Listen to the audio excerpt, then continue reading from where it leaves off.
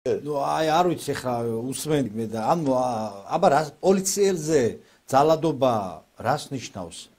ფიზიკურ შეურაცხყოფას არ ნიშნავს? ძალიან მარტივი კითხვაა, ხო? ანუ გამოდიან და ეგრეთ წოდებული წარმატებული, ანუ აგენტურის წარმატებული ანუ იმ NGO-ების ლიდერები არიან, რომლებიც აი მილიონებს იღებენ აი ამ ყოველივეში. მაგრამ აი იცით რა არის ბატონ ნიკოლოს ყველაზე გულისატკენი, რომ კანონი ნახეთ უყურეთ რას გონებიან, იცით რომ კანონი ყველასთვის არ კანონობს.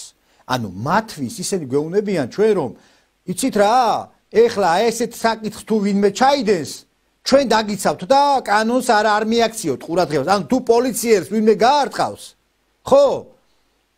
ეს არაფერი არ არის და გაარტყით პოლიციელს. აი მაგას გეუბნებით თქვენ აი ამ სისულელეებით, რასაც ეხა გამოდიხარ და დემაგოგობთ. და სხვა არაფერი არ არის.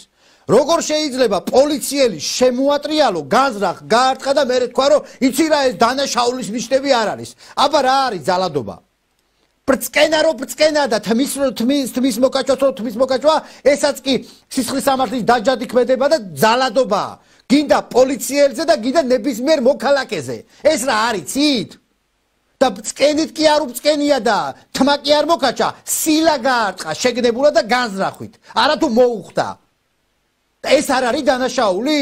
მაგრამ თქვენი აი ამ ქმედებით კიდე ცდილობთ რომ წაახალისოთ ის ახალგაზრდები, რომლებიც აი ესე ბრმაიარად იყენებთ და არ დაიღალეთ ამ ახალგაზრდების წახალისებით და სამწუხაროდ ბატონ ნიკოლოს მერე რომ დადგებიან ხოლმე და მერე წუწუნდებენ რა, რომ აი ფული ვინ უნდა გადაიხადოს, ეს ჯარიმებს ადმინისტრაციულ ჯარიმებს მოკლედ აკიდებინებენ ამ ბავშვებს და აი ესე ძიმე მდგომარეობაში აყენებენ და სამარცხვინო ხარ თქვენ აი ესე რომ ახალისებთ, მოკლედ დანაშაულს რომ ახალისებთ.